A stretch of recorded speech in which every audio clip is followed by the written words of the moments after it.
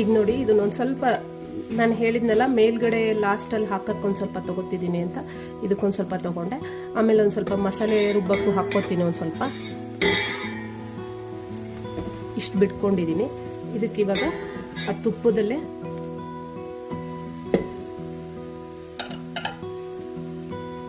ಮೆಣಸಿನ್ಕಾಯಿ ಹಾಕ್ಕೊಳ್ಳೋಣ. ಅದಕ್ಕೆ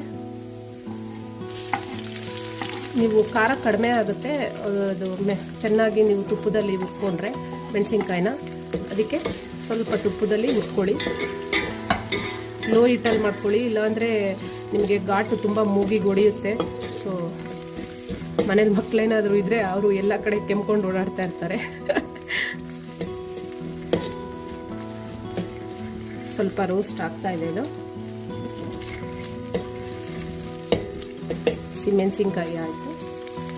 ಇವಾಗ ನೆಕ್ಸ್ಟು ಬೇರೆ ತರಕಾರಿಗಳು ಎಲ್ಲ ಹಾಕ್ಕೊಳ್ಳೋದ್ಕಿಂತ ಮುಂಚೆ ನಾನು ನಿಮಗೆ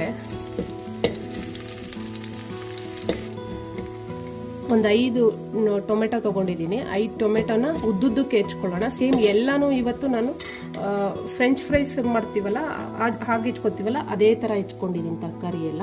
ನೀವು ಹಾಗೆ ಹೆಚ್ಕೊಳ್ಳಿ.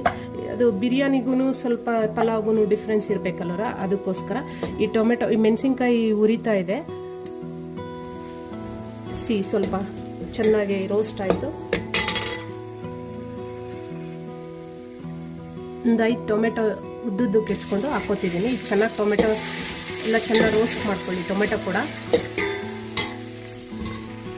ಹೀಗೆ ಟೊಮೆಟೊ ಎಲ್ಲ ಚೆನ್ನಾಗಿ ಸ್ವಲ್ಪ ಮೆತ್ತಗಾದ್ಮೇಲೆ ಅದ್ರ ಜೊತೆ ತರಕಾರಿ ಹಾಕ್ಕೊಳ್ತೀನಿ. ಆಮೇಲೆ ಈ ಸ್ವಲ್ಪ ಮೆತ್ತಗಾಗೋಕ್ಕೆ ಸ್ವಲ್ಪ ಚೆನ್ನಾಗಿ ಸ್ವಲ್ಪ ಉರಿ ಇಟ್ಕೊಂಡು ಹೀಗೆ ಸ್ವಲ್ಪ ಚೆನ್ನಾಗಿ ಮಾಡ್ಕೊಳ್ಳೋಣ. ಸೊ ನಿಮ್ಗೆ ಹೇಳ್ದಾಗೆ ಒಂದು 100 ಕಿಲೋಮೀಟ್ರ್ ಹೊಟ್ಟೋಗಿದ್ದೀವಿ. ಬಟ್ ನಮ್ಮ ಗಾಡಿನಲ್ಲಿ ಇದ್ದಿದ್ದೇನೆ ಒಂದು 150 ಕಿಲೋಮೀಟ್ರು ಅಷ್ಟೇ ಹೋಗಲಿಕ್ಕೆ ನಮಗೆ ಇದ್ದಿದ್ದು, ಏನು ಪೆಟ್ರೋಲ್ ಇದ್ದಿದ್ದು. ಪ್ಲಸ್ ನಮಗೆ ಹೊಟ್ಟೆ ಕೂಡ ಊಟ ಇರಲಿಲ್ಲ, ತಿಂಡಿ ಬ್ರೇಕ್ಫಾಸ್ಟ್ ಇರಲಿಲ್ಲ, ಅದು ಬೇರೆ ಸ್ವಲ್ಪ ಸಮಸ್ಯೆ ಆಗಿತ್ತು. ಸೊ ಆ ಹುಡುಗ ಹೇಳ್ದ ಅಂತ ಹೇಳ್ಕೊಂಡು ನೋಡೋಣ ಅಂತ ಹೇಳಿ ಸ್ವಲ್ಪ ಮುಂದೆ ಹೋದ್ವಿ. ಪೆಟ್ರೋಲಿಗೂ ಇಲ್ಲ, ಗಾಡಿಗೆ ಪೆಟ್ರೋಲ್ ಇಲ್ಲ, ಬಾಡಿಗೆ ಫುಡ್ ಇಲ್ಲ. ಸೊ ಹೆಂಗಾಗಿರೋಣ ನಮ್ಮ ಪರಿಸ್ಥಿತಿ. ಸೊ ಆಮೇಲೆ ನಾನು ಸ್ವಲ್ಪ ನಮ್ಮ ಮನೆಯವರು ಹೇಳಿದರು, ನೋಡು ಎಲ್ಲಾದರೂ ಡೀಸೆಲ್ಲು ಪೆಟ್ರೋಲ್ ಎಲ್ಲಾದ್ರೂ ಸಿಗುತ್ತಾ ನೋಡು, ಸ್ವಲ್ಪ ಸರ್ಚ್ ಮಾಡು ಅಂತ ಹೇಳಿದರು. ನಾನು ನೋಡೋಣ ಅಂತ ಹೇಳಿಬಿಟ್ಟು ಎಲ್ಲ ಕಡೆ ಸರ್ಚ್ ಮಾಡ್ತಾ ಇದ್ದೀನಿ.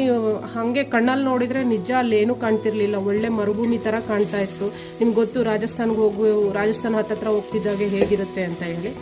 ಅಲ್ಲಿ ಸಿಕ್ಕಿಲ್ಲ ಅಂತ ಹೇಳಿಬಿಟ್ಟು, ಸೊ ನೆಟ್ವರ್ಕು ಅಷ್ಟೊಂದು